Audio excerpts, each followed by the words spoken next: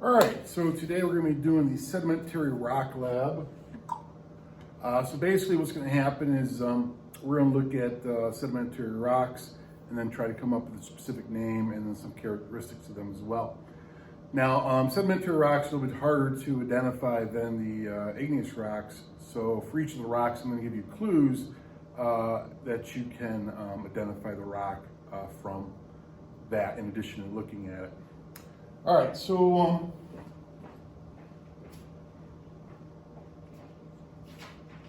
on the back side of the lab, right here. All right, so we're going to be looking at 7 rocks. So you're going to have to get the rock name, the texture you'll get from the sedimentary rock chart, the composition you'll get from the sedimentary rock chart, the method of lithification. So basically, there's 3 ways in which a sedimentary rock forms. If the rock is clastic, that means its method of lithification, or how the rock forms, is from little particles cemented together. If the rock has a crystalline texture, that basically means it comes from evaporating water. So I'd write evaporating water right there. Or if it's bioclastic, what it comes from is dead organisms. So I'd write dead organisms right there. All right, so now where I'm going to get that information from is this chart right here from your reference tables. So it has the texture. The classic ones are made from little particles cemented together. Crystalline ones, again, for evaporating water. Bioclastic, made from dead animals. Tells you about the grain size, composition. Now, the chemical ones down here have a set composition. There's only one mineral that makes them up. The classic ones are technically, they're categorized by their particle size, so they really can be made out of anything. So like 2 sandstones, as long as the particles in there are the size of sand grains, they really can be made out of anything. That being said, quartz and feldspar are the 2 most abundant minerals, so it's usually quartz and feldspar. Tells you some other information about the rock right there in the comments, and then it gives you the rock names. All right, so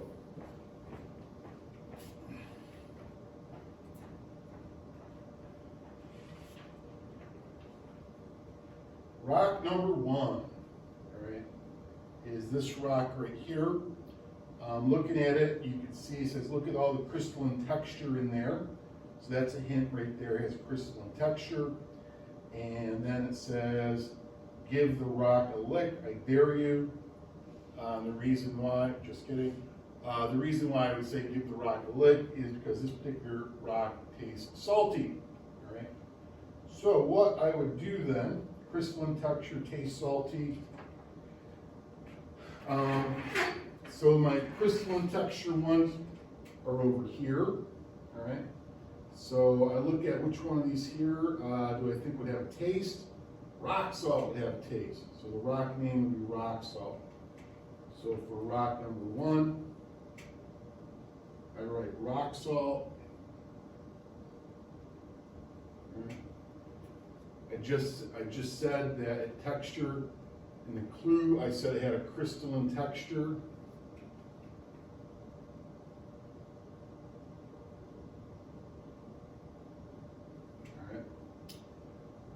Its composition, look right here. For rock salt, its composition is the mineral halite.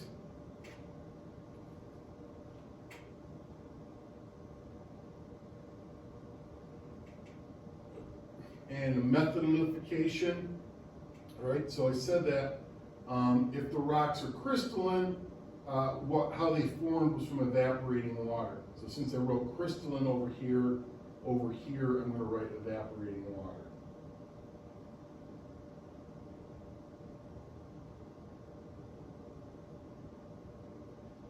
All right, so that's what you got to do.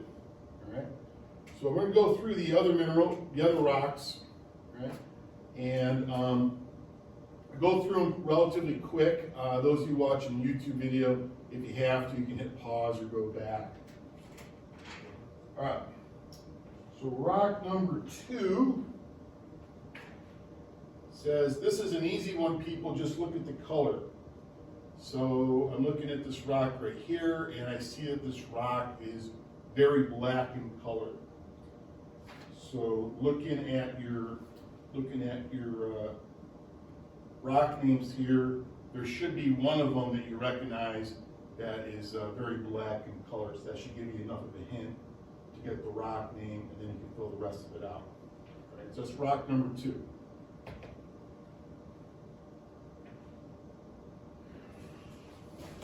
Rock number 3, all right, it says, don't try breaking it, but this clastic rock splits easily.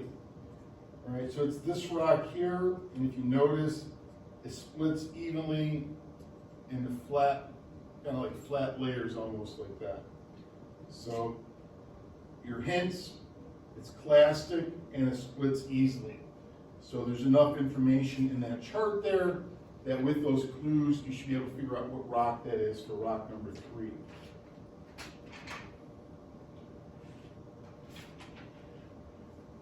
All right, rock number 4 says, feel the texture of this rock feels like a certain abrasive type of paper. So rock number 4, feel the texture of this rock. It feels like a certain type of abrasive paper. All right. So when I feel it like this, it's very rough, kind of rough and gritty. So what kind of paper is rough and gritty? That's your hint to what this rock is made out of. Right? It has a kind of a gritty and rough texture to it. Right? So from that hint, looking through there, you should be able to figure out what it is.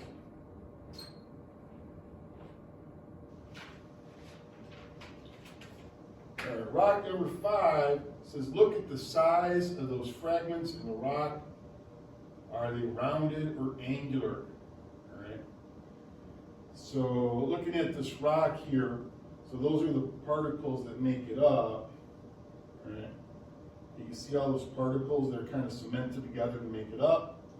So looking at it, you kind of have to make a estimate of what particle size do you think those particles are. Are those particles right there? Are those silt-sized particles, sand-sized particles, pebbles? And the other thing you want to take into account is looking at them, do you think they look relatively rounded or relatively angular? So looking at the shape of these particles, do they look rounded or angular? Right? So looking at this chart, the grain size, you want to look up what kind of sized particles do you have right there, and then you want to figure out whether it's rounded or angular. From that, you'll get the rock name.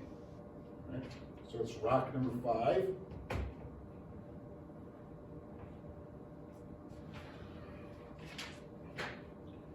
Rock number 6 says, check out all those fossils. It looks like the rock is made completely out of cemented shells. All right? So this rock right here, all those little white things there, those are all seashells. So this rock is entirely made out of seashells stuck together. All right? So rock number 6 is made of cemented shells.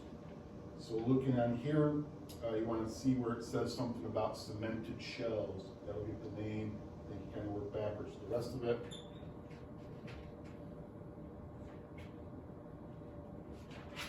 And lastly, number 7, rock number 7, it says contains a mineral that is used to make drywall. All right, so this rock right here contains a mineral that's used to make drywall. So for this one, what you want to do is in your reference tables, you want to go to your back chart here and then look through the uses, see which mineral is used to make drywall. Once you know what the mineral here is that's used to make drywall, then you can come over here and look up the composition right there, and that'll give you the rock name. All right? So that is the Sedimentary Rock Lab. All right? So based on looking at the characteristics of the rock and the clues I gave you in this chart, you can figure out the rock name, this texture, plastic, crystalline, or bioplastic, and its composition. All right? And remember, for the classic ones, you just write quartz and feldspar for composition, because that's what they normally are. All right, that's it.